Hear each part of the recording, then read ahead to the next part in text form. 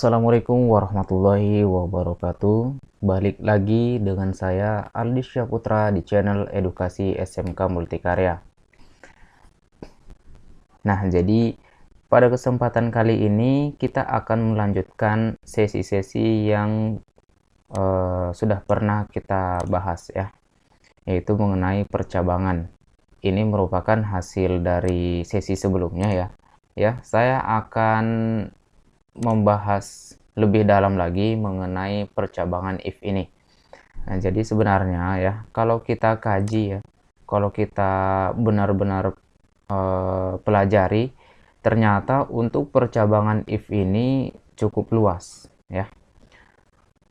Nah, supaya kita tidak terlalu lama di sini ya, saya akan mencoba mengajak kalian semua untuk menyelesaikan sebuah studi case atau sebuah permasalahan. Nah, jadi di sini ya kita akan menentukan nilai huruf siswa ya, yaitu dimana nilai hurufnya itu ada A, B, C, D, dan E.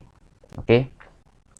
Nah, yang pertama di sini adalah jika nilai siswa itu lebih besar sama dengan 85 dan ya lebih kecil sama dengan 100, maka nilai huruf yang dikeluarkan itu adalah A. Oke.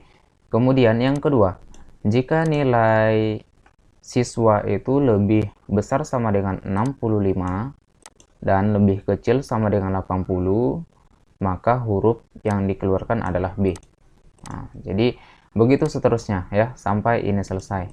Oke, langsung aja kita buka Visual Studio ya. Nah, jadi di new solution ini kita buat sebuah project baru ya. Oke, kita create new project. Nah, kemudian jangan lupa pilih console application. Nah, setelah itu langsung aja di next. Nah, nama di sini penyelesaian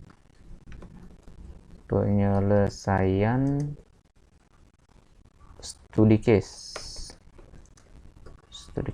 Nah, oke, gini ya. Untuk lokasi penyimpanan yang gak usah kita rubah ya. Nah, kita ikuti aja sesi-sesi sebelumnya dan langsung aja kita create. Oke, kita tunggu sebentar. Nah, jadi ini langsung kita buat aja ya. Kita lihat dulu soalnya ya. Menentukan nilai huruf siswa. Nah, berarti yang kita butuhkan di sini adalah sebuah tipe data ya dengan sebuah variabel, yaitu tipe datanya saya mau buat integer karena di sini mengandung nilai ya kan, angka. Jadi kalau kita menemukan sebuah masalah dengan angka ya, kita bisa menggunakan integer ini, nah, tipe data integer. Kemudian variabelnya kita buat nilai ya. Untuk nilainya di sini bisa langsung kita isi atau bisa kita kosongkan aja. Nah, oke. Jika sudah seperti ini ya, kita langsung kita buat percabangan if ya, if kemudian lakukan pengecekan. Nah, jadi if nilai ya lebih besar sama dengan 85 dan ya, bisa kita gunakan tanda seperti ini untuk dan ya, atau n. Kalau di dalam bahasa pemrograman ini biasa disebut dengan n. Oke, kemudian kita panggil lagi variabelnya nilai ya, lebih kecil sama dengan 100. Oke. Nah, jika nilai ya, ini nilai. Oke. Kemudian apa yang mau kita lakukan di sini jika nilainya itu true ya. Nah, jadi di sini kita akan membuat apa ya, tampilan ya, console. Oke, dot write line, console dot write line. Nah, nilai huruf sama dengan A. Oke, nilai huruf sama dengan A.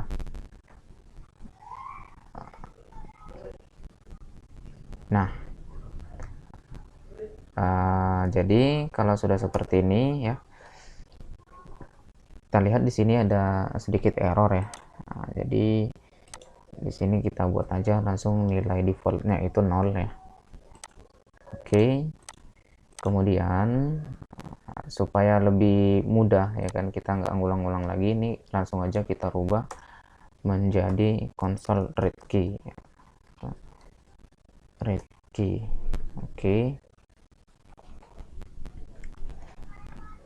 Nah, apakah cukup sampai di sini ya masalah kita? Tentu belum ya kan. Kita lihat lagi soal kita, permasalahan yang kedua ya, atau soal yang kedua. Jika nilai siswa lebih besar sama dengan 65 ya, dan lebih kecil sama dengan 80, maka nilai yang dihasilkan itu adalah B. Oke, langsung aja. Nah, jadi kondisi yang kita gunakan di sini adalah else if ya. Else if ya. Else if nilai lebih besar sama dengan 65 dan nilai lebih kecil sama dengan lebih kecil sama dengan 85, 80 ya, lebih kecil sama dengan 80. Oke, maka yang mau kita tampilkan adalah console dot write line. Nah, kemudian nilai huruf sama dengan B. Oke, jangan lupa akhiri dengan titik koma. Nah, dan else if ini ya kita ulang sampai di mana? Sampai di sini ya, sampai akhir nilai E. Oke, jadi langsung aja bisa kita ketikkan else if ya, nilai lebih besar sama dengan, lihat lagi soalnya, 45 ya, lebih besar sama dengan 45 dan lebih kecil sama dengan 70. 45 dan ya, nilai lebih kecil sama dengan 70. Oke. Nah, ini jangan lupa pakai spasi. Nah, lebih kecil sama dengan 70, maka yang mau kita cetak itu adalah nilai C ya. Console dot write line ya, nilai huruf sama dengan C. Oke.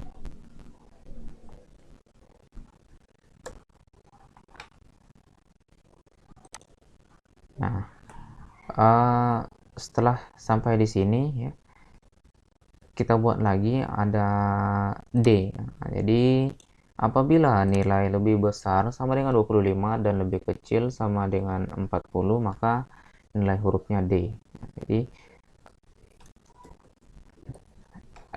else if ya, nilai lebih besar sama dengan berapa tadi? 25 dan nilai lebih kecil sama dengan 40.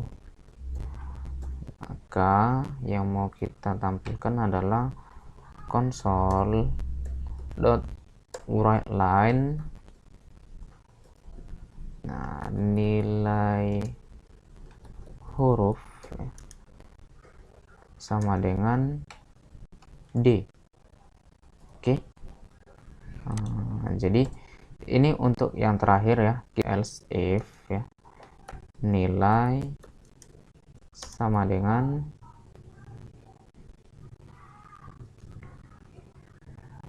lebih besar sama dengan 0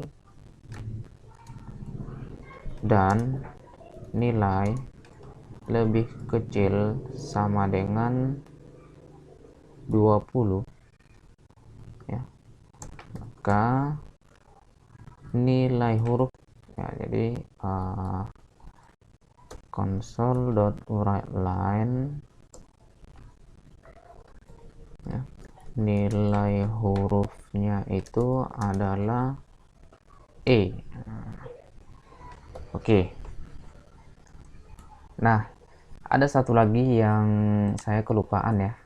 Jadi di sini bisa kita input secara manual nilainya ya. Jadi kita buat aja console.write ya, write. Oke. Kemudian masukkan nilai angka sama dengan oke. Nah, kemudian nilai ini ya, variabel nilai ini kita convert ya, convert to int32